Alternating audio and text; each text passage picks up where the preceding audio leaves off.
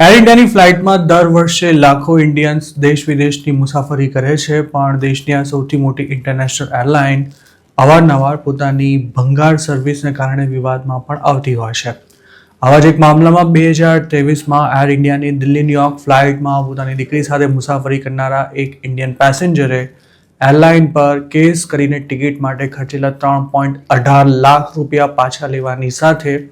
10 લાખ રૂપિયાના વળતરની પણ માંગ કરી હતી. જોકે કોર્ટે તેમને 2 વર્ષ સુધી આ કેસની હિયરિંગ કર્યા બાદ કુલ 1.5 લાખ રૂપિયા વળતર પેટે ચૂકવવા માટે આદેશ કર્યો છે. આ પેસેન્જરે એરલાઇન પર એવો આરોપ મૂક્યો હતો કે તૂટેલી સીટ્સ, ગંદા વોશરૂમ અને સાવ વાહિયાત ફૂડ સર્વિસને કારણે તેમને 15 કલાકની મુસાફરી દરમિયાન ભારે અગવડ ભોગવવી પડી હતી. પેસેન્જર કરેલા આક્ષેપોને નકારતા એરલાઇને પોતાના તરફથી કન્ઝ્યુમર કોર્ટમાં એવી રજૂઆત કરી હતી કે કોઈ આધાર પુરાવા વિના જ આ આક્ષેપ કરવામાં આવ્યા છે અને તેનો હેતુ એરલાઇન્સ પાસેથી ફાયદો મેળવવાનો છે. એર ઇન્ડિયા પર કેસ કરનારા શૈલેન્દ્ર ભટનાગર અને તેમની દીકરીનો એવો પણ દાવો હતો કે જે એરક્રાફ્ટમાં તેમણે ન્યુયોર્ક સુધી મુસાફરી કરી હતી તેની હાલત જરા પણ સારી નહોતી અને તેમનો મુસાફરીનો અનુભવ પણ ખૂબ જ ડરામણો અને ભારે અગવડ ભર્યો રહ્યો હતો. બંને પક્ષોની રજૂઆત સાંભળ્યા બાદ ગ્રાહક સુરક્ષા અદાલતે પોતાનો ફેસલો આપતા જણાવ્યું હતું કે ફરિયાદી તરફથી રજૂ કરવામાં આવેલા તથ્યો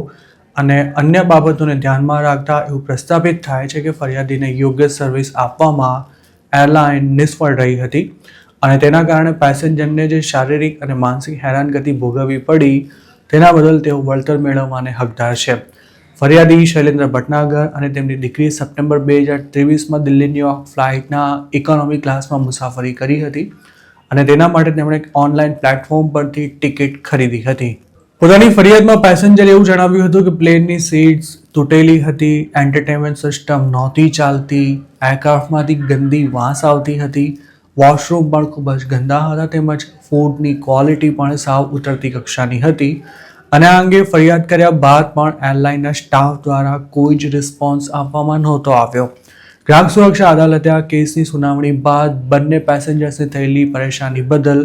50,000 એટલે કે કુલ 1 લાખ રૂપિયા ઉપરાંત તેમને થયેલા કાયદાકીય ખર્ચ પેટે બીજા 50,000 મતલબ કે કુલ 1.5 લાખ રૂપિયાનું વળતર ચૂકવવા માટે આદેશ કર્યો હતો.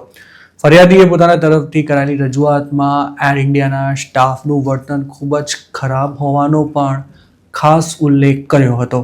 આ કેસમાં ફરિયાદીએ સપ્ટેમ્બર 13, 2023ના રોજ મુસાફરી કર્યા બાદ નવેમ્બર 1, 2023માં એર ઇન્ડિયાને લીગલ નોટિસ પણ મોકલાવી હતી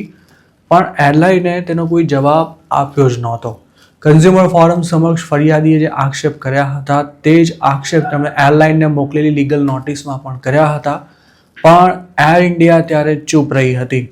કોર્ટે એ વાતની પણ ખાસ નોંધ લીધી હતી કે જો આ મામલામાં એરલાઇનનો કોઈ વાંક નહોતો તો પછી તેણે પેસેન્જર દ્વારા મોકલાયેલી લીગલ નોટિસનો તે જ વખતે જવાબ કેમ ના આપ્યો. કોર્ટે એમ પણ કહ્યું હતું કે પેસેન્જરે મુસાફરી કરી હોવાથી તે ટિકિટની અમાઉન્ટ પાછી ન માંગી શકે પણ એરલાઇનને કારણે તેને જે અસુવિધા ભોગવવી પડી છે તેનું વળતર મેળવવાને તે હકદાર બને છે.